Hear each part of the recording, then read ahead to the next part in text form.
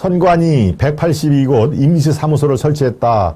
왜 그럴까라고 하는 이슈. 예, 이거는 이제 부정선거에 관심 많은 분들이 귀를 쫑긋 세우실 말씀인데요. 네, 이것을 민경욱 전 의원이죠. 국토본 지금 대표인가요? 예, 국토본 대표 민경욱 의원이 선관위가 182곳의 임시 사무소를 설치했다라고 돼 있습니다.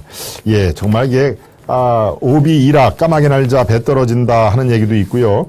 네, 이게 지금 상황에서 선관위가 임시사무소를 설치를 한다는 그 자체가 이 야당한테는 이건 의혹으로 보일 수밖에 없는 상황이 됩니다. 네, 그런데 이거를 180군데 설치를 했다라고 지금 민경욱 대표가 본인의 페이스북이라든가 이런 데 지금 자세히 공개를 했는데요.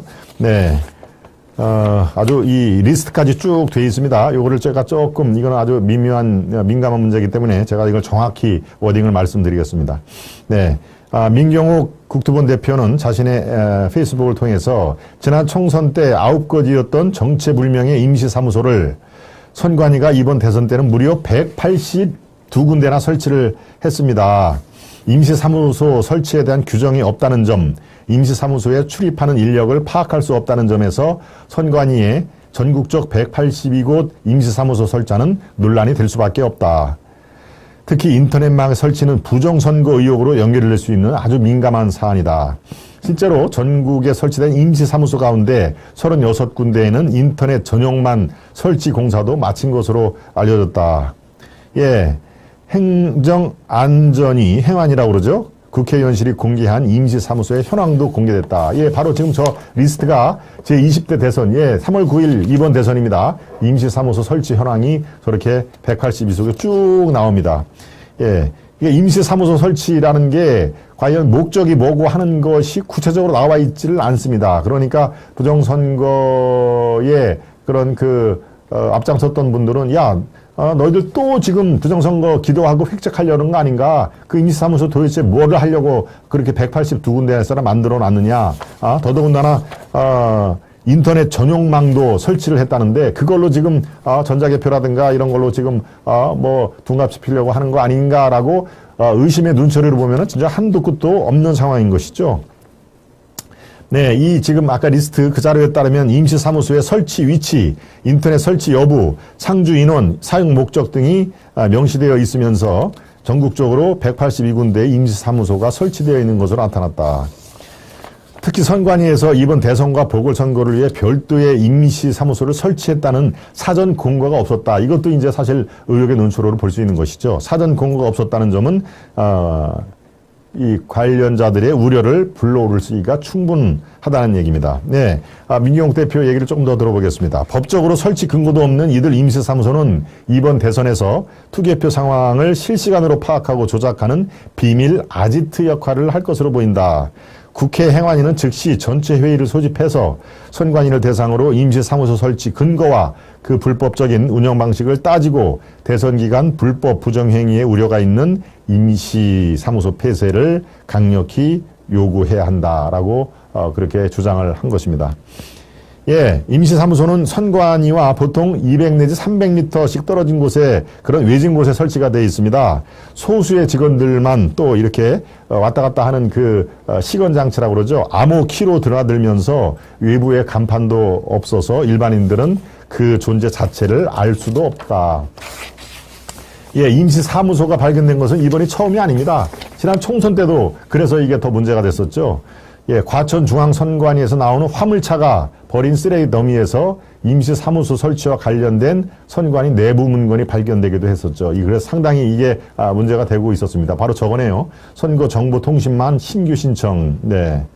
임시사무소의 존재 여부는 당시 해당 문서가 발견되기 전까지도 외부에 공개되지 않았던 사실입니다. 그래서 상당히 당시에도 파장이 일어났던 그런 상황인데요. 아무튼 지금 현재에 무려 182군데에서 임시사무소 거기서 뭐를 하는지 어떤 사람이 출입을 하는지도 사실 모호하게 지금 돼 있습니다만은 이것들이 명쾌하게 선관위에서 밝히지를 않는 도중에 바로 자료가 이렇게 182군데가 쭉 리스트가 나오고 그게 부정선거를 획책하는 또 다른 증거 아니냐라고 하는 그런 주장들이 지금 나오고 있는 상황에서 다시 한번 예의주시할 필요가 있다라는 차원에서 여러분들께 주의를 환기시켰습니다. 네. 그러네요. 네. 트리비엄님, 재경무님, 오직너마님, 접종자님, 네. 여러분들 막판까지 아주, 의견으로 잘 돌아오고 계시고요. 네. 지금 또, 이, 후반전에 들어오신 분들이 또 적지 않게 계시네요. 네, 한 가지만 그럼 더 살펴보도록 하겠습니다. 예, 민주당과 국민의힘에서 지금 3월 9일 대통령 선거 때 같은 날짜에 보궐선거, 재보궐선거가 또 열리지 않습니까? 거기에서 일부 공천자를 발표를 했습니다. 이 중에는 여러분들이 아시는 분도 계시고, 네, 그렇지 않은 분도 계시지만요. 네, 저 기사가 나오죠. 서울 종로에 국민의힘에서는 전략공천을 하기로 했다. 전략공천이라는 얘기는 어떻습니까? 경선을 안 하고 이길 수 있는 사람을 내려꽂겠다는 그런 얘기죠. 그 다음에 서초, 갑과 청주는 경선을 치르기로 했다. 예, 어떤 사람들이 경선을 치르는지를 제가 한번 살펴보도록 하겠습니다. 네, 이른바 이 자당의 책임이 있는 지역에서는 후보를 내지 않기로 했습니다. 물론 민주당에서 먼저 발표를 하고 국민의힘에서도 맞다, 저렇게 해야 된다라고 자당 후보의 규착 사유가 있는 데는 후보를 내지 않겠다라고 돼 있었죠.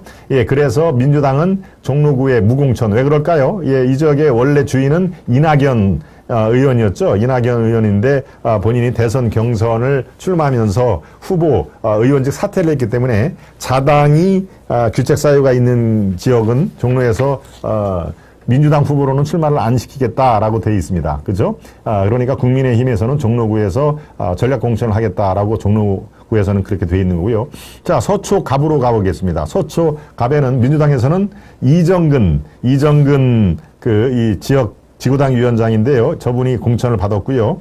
네, 국민의힘에서는 뭐 아주 경쟁이 치열하죠. 예, 서초 갑은 서울 강남의 한복판이니까 어떻습니까? 저기서 공천받는 분들이 거의 99% 당선이 될 가능성이 높은 것이죠. 이혜훈 전 의원이고요. 전옥현 국정원 차장이고요. 전희경 마찬가지로 전 의원이죠. 정미경 수원이 지역구였던 전 의원이고 조은희 서초구청장이었죠. 이 사람들이 5사람들이 이제 치열하게 경선을 해서 서초갑에 아마 경선을 누가 통과를 하면은 그분이 당선이 되겠죠. 당연히. 네. 대구 중구 남구는 어떻습니까?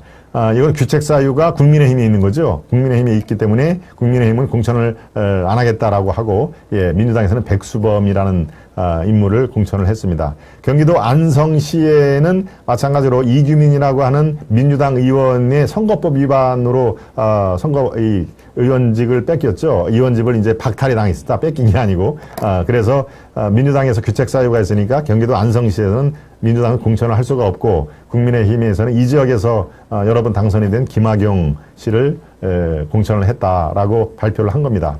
예, 충북 청주 상당도 민주당의 이 정정순이라고 하는 국회의원이 선거법 위반으로 이 의원직을 박탈을 당했는데, 그래서 민주당은 무공천을 하고, 국민의힘에서는 어떻습니까? 김기윤, 윤갑근, 정우택 3사람이 경선을 내일 모레인가요? 10일로 제가 알고 있습니다만은 경선을 치르도록 하겠다.